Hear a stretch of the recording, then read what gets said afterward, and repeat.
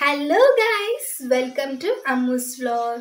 So ఈరోజు అయితే నేను కొత్త అప్డేట్తో అయితే మీ ముందుకి వచ్చేసాను అనమాట.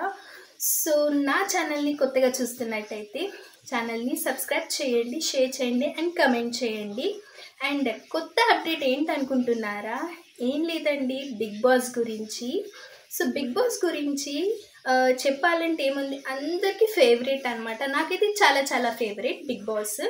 సో అందరూ కంపల్సరీగా బిగ్ బాస్ చూస్తుంటారు. సో దాని అప్డేట్స్ కొంచెం ముందుగా మనకి తెలిస్తే చాలా హ్యాపీగా అనిపిస్తుంది కదా. అంటే ఎవరు ఎలిమినేట్ అవుతారు, ఎవరిని తిడతారు నాగార్జున సార్ అని అందరికీ కొంచెం యాంగ్జైటీ ఉంటుంది కదా. సో ఈరోజు నేను చెప్పే అప్డేట్ వచ్చేసి బిగ్ ఎలిమినేషన్ అనమాట.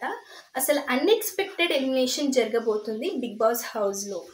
అండ్ ఇప్పటికైతే నాగార్జున సార్ వచ్చేసారు. అండ్ ఏవైతే సార్ చెప్పాల్సిన మాటలు అవన్నీ అయితే ఆల్రెడీ లైవ్ నడుస్తుందన్నమాట.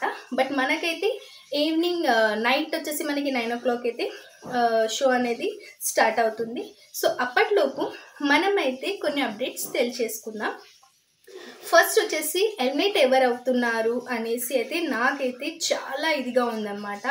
సో నాకైతే ఎలిమినేట్ తను కంపల్సరీ అవ్వాలి అని ఉండే. సో తనే అవుతుంది. అండ్ దీంట్లో సంజన గారు అండ్ సాయి గారు అండ్ రమ్య గారు ఉన్నారు. అండ్ టాప్ లీస్ట్లో వచ్చేసి మనకి సాయి గారు అండ్ రమ్య గారు ఉంటారు.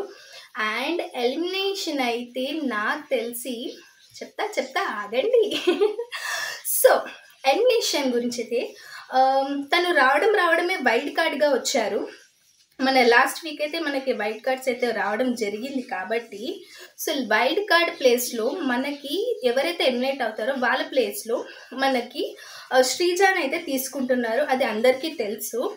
అండ్ మనకి తను ఓకే అయితే మనకైతే శ్రీజాని అయితే తీసుకుంటున్నారు. ఈ వీక్ తనైతే కంపల్సరీ హౌస్లోకి ఎంట్రీ ఇస్తుంది. అండ్ తను రావడమే చాలా నెగిటివిటీతో హౌస్లోకి వచ్చిందని అయితే నాకు అనిపించింది. తను ఎవరో కాదు, రమ్య అనమాట.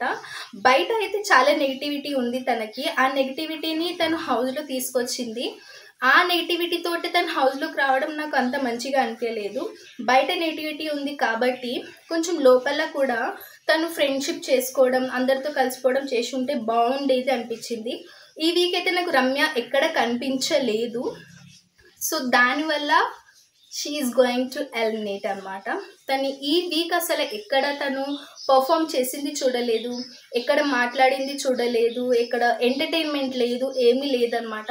సో దానివల్ల తను చాలా లీస్ట్ పొజిషన్కి వెళ్ళిపోయింది. And she's going to eliminate tomorrow. And Sreeja అయితే వస్తుంది మనకి. శ్రీజ రావడం చాలా మందికి హ్యాపీగా ఉండే, నాకు కూడా చాలా హ్యాపీ ఉండే. బికాస్ తనంటే ఇంట్లో కొంచెం. సో నా ఛానల్ని అయితే సబ్స్క్రైబ్ చేసుకోండి. And Ramya is going to eliminate. ఎంతమందికి అయితే హ్యాపీగా ఉంది రమ్య ఎలిమినేట్ అవుతుంది అనేసి.